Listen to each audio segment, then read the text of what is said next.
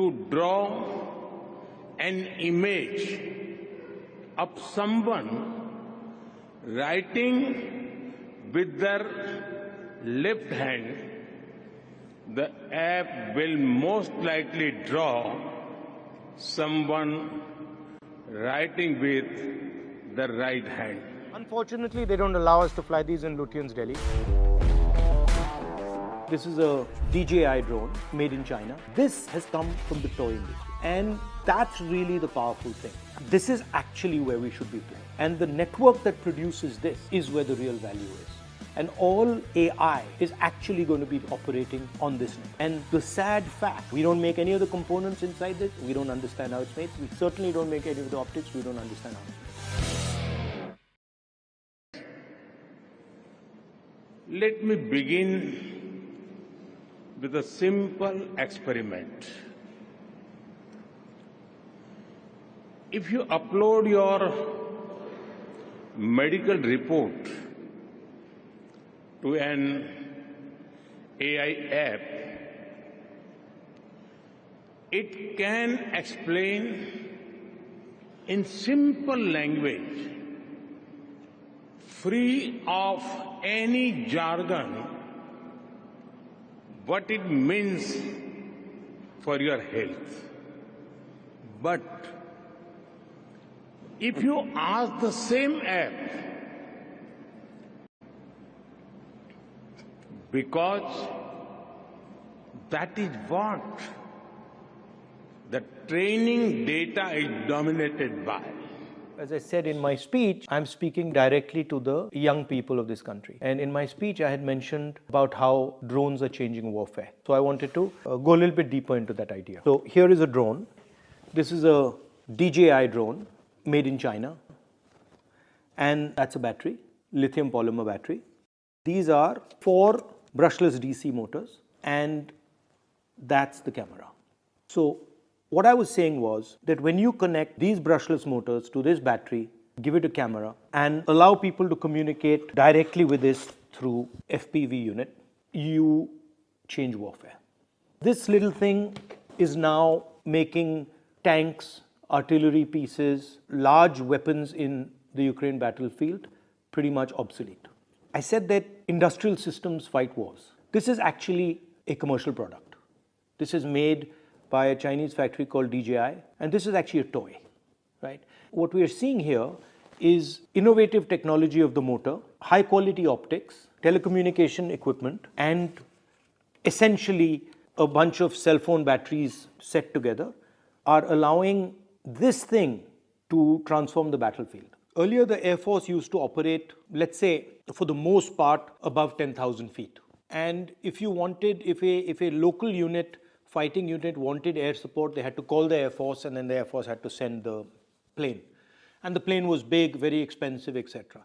So now what has happened is the Air Force has merged with the platoon, right? So now the platoon itself has its own Air Force, can use that Air Force to strike opponents, and can observe the battlefield. So what has happened is the Air Force has suddenly come all the way to the ground level, and it's built a completely different reconnaissance concept at a much lower level, which means that the battlefield has become much more transparent. You just put a drone up there and then you can see everything that's going on, and then individual units can send their drones to attack. So it's almost illuminated the battlefield in a way that has never been done before. And it's also allowed kinetic energy to be moved around very effectively and targeted very accurately. And the reason it's happened is because of the electric motor and the battery and optics combination. Underwater warfare has also been changed by this thing, because this thing now you can put it into a little ship or into a little submarine and you can sink huge destroyers, things like, I mean, for example, an aircraft carrier, they're going to be sitting ducks. And yes, American carrier groups would probably be able to defend themselves, but your regular aircraft carrier will simply not be able to survive an environment where these drones are roaming around undersea. So it is, the optics and communication system are allowing you to see the battlefield, see the sea in a completely different way. And then the electric motor is allowing you to target very, very accurately, put explosive power very accurately where you want. And this has revolutionized how accurately you can target kinetic energy. We have to build such a system. And we have to have competence in electric motors. We have to develop competence in optics. We have to develop competence in batteries. This is what is going to be at the heart of the electric vehicle. This is what's going to be at the heart of all robotics. This is what's going to be at the heart of drones. This is what's going to be at the heart of submarines. This is going to be at the heart of toys, warfare, everything. And the sad fact is that we're nowhere here.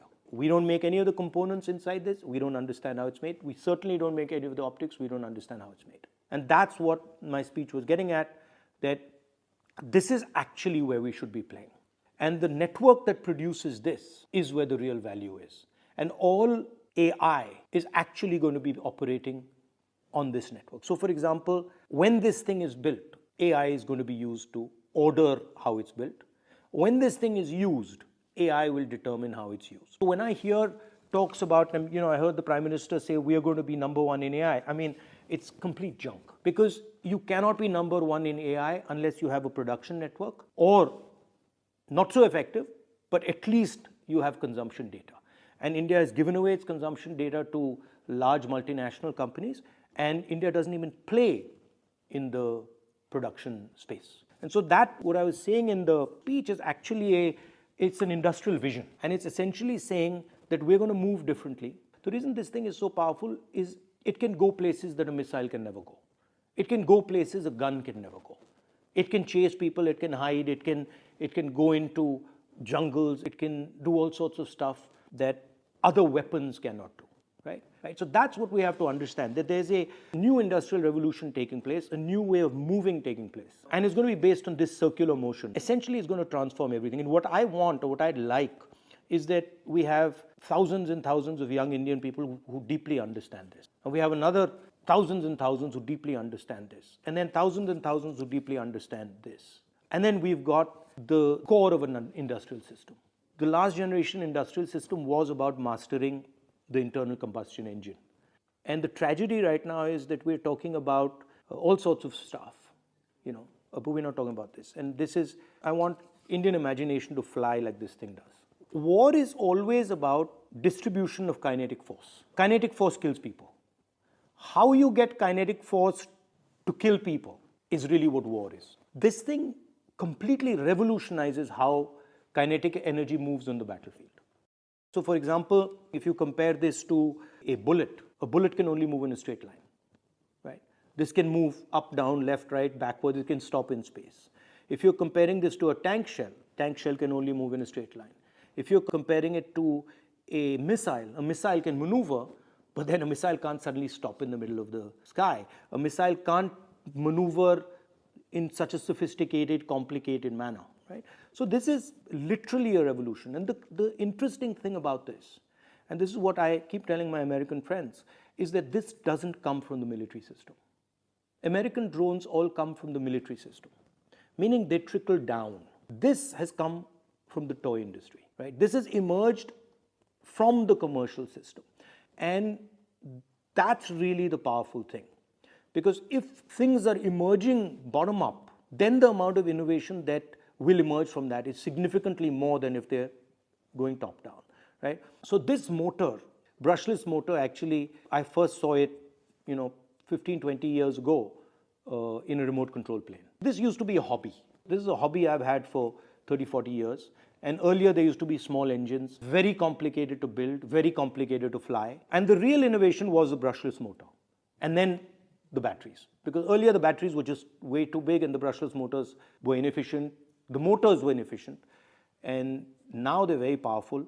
They all coordinate. So this is actually a revolution. This is where the technological wave is. Now people think that you can make in India. You can have an Adani Defense or somebody else make in India and you'll get this. You won't. All Adani Defense does, or all our defense guys do, is actually assemble.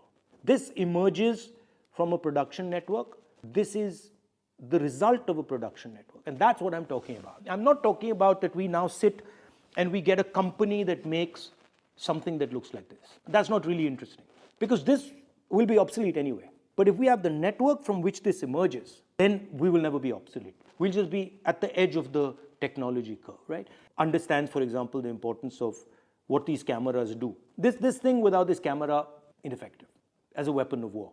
So the camera has to come together with the motor, has to come together with the battery, has to come together with all the components. And now what's very interesting is the Americans and the Europeans have understood this. They've understood that actually they don't have the production system that can create this, and they can never have it, because they're at a stage in their development where for them building this is almost impossible. But we can do it. Right? We have the engineering know-how, we have the scale, we can potentially develop a strategy where we become, if not masters, at least very competitive in this area. So that's the type of thing that my speech was trying to do.